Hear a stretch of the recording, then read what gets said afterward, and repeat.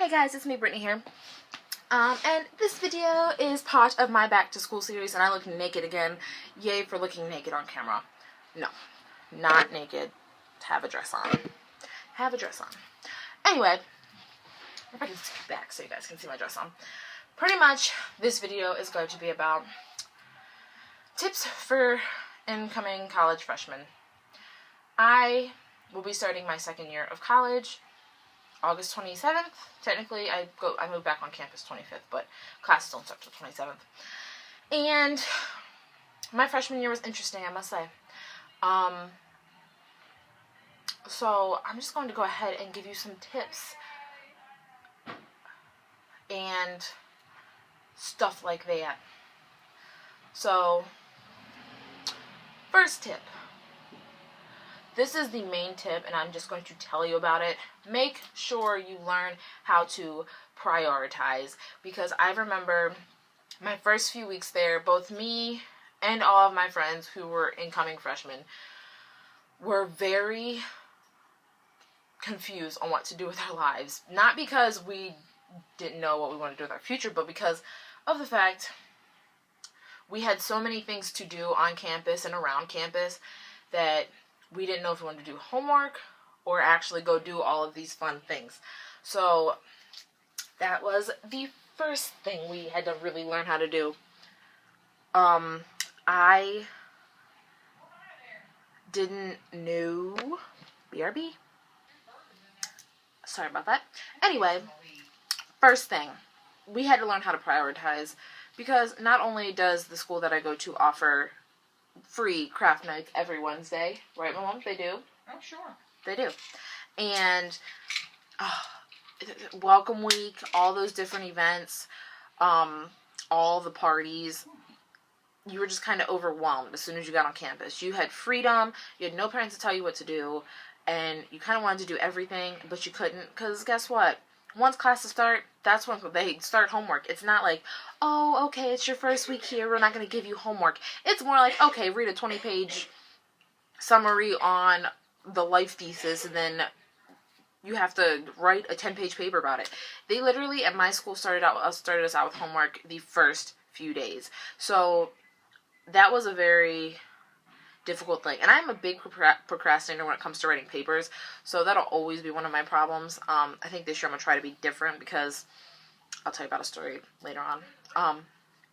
But pretty much, it was a very difficult thing for us to learn, and I'm telling you, learn it, because once you get used to it, you'll start, try to do as much as you can the first few days that you're there while you have no classes or anything, because honestly, once classes start up, you do need to go to class, pay attention. You can't skip, even though you have no one there to tell you.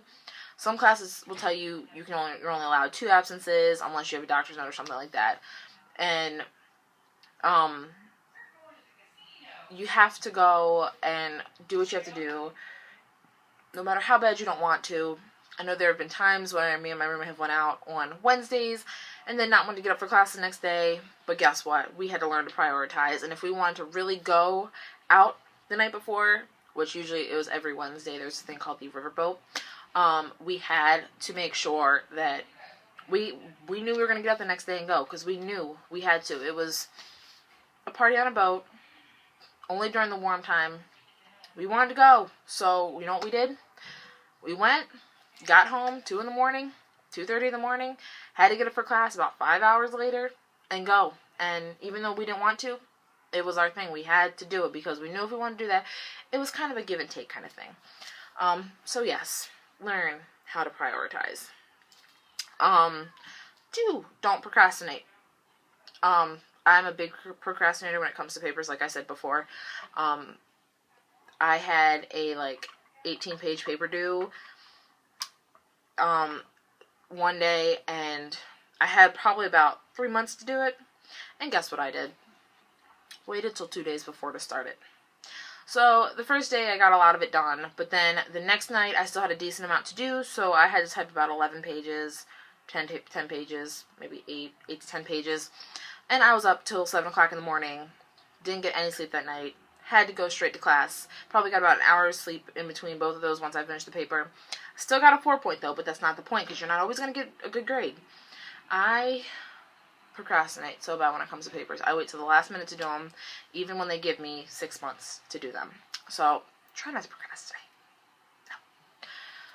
3, when you want to do things, try to do them in groups, especially if it's at night. Now, this is common sense too, but if you're going to go out, especially on a college campus, be very wary that there are a lot of drunk students, and there are people who are not thinking straight and will do things that to harm you.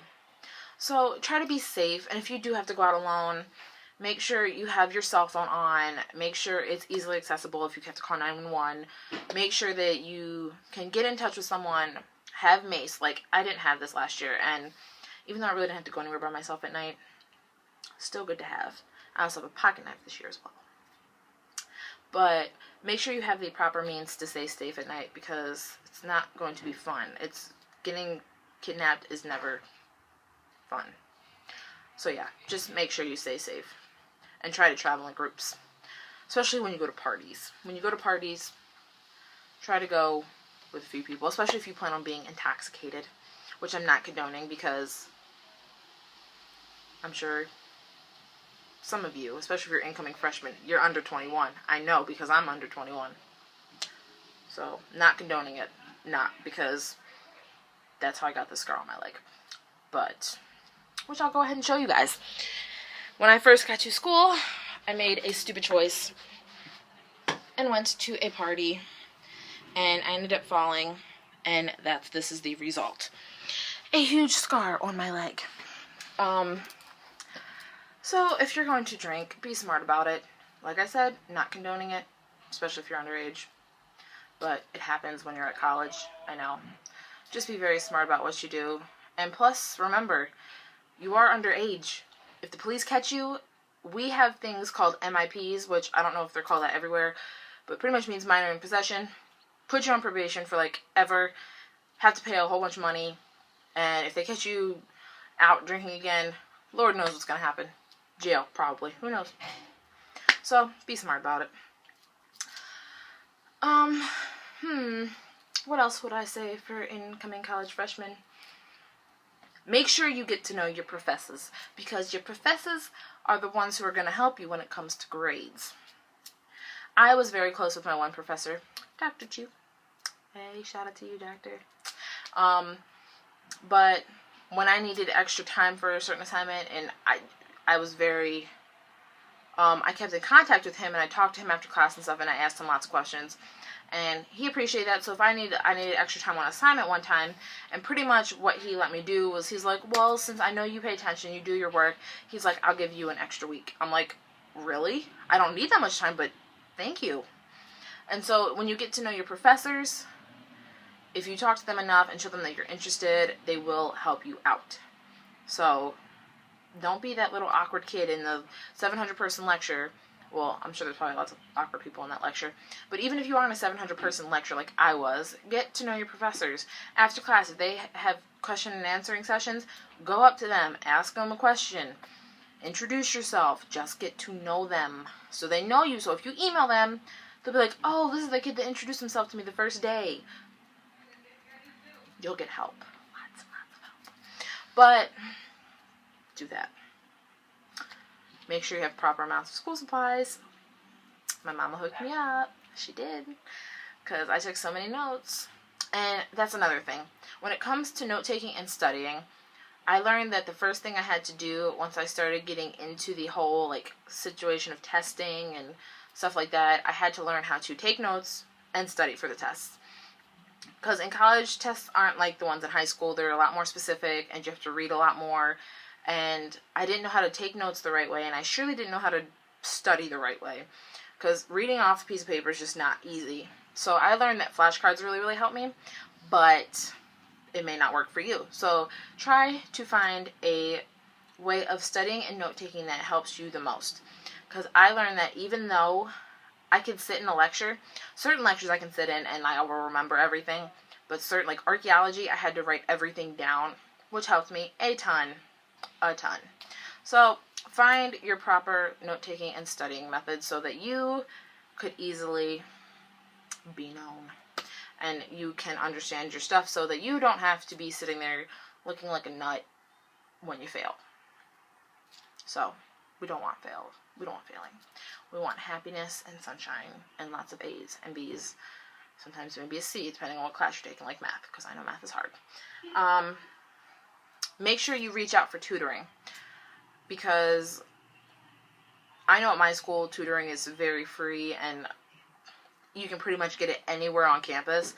And so make sure that when you are having trouble or you don't understand something, go to tutoring. I lived in math tutoring when I was at school this year because I'm not good at math and I was struggling, and I still ended up dropping out of math.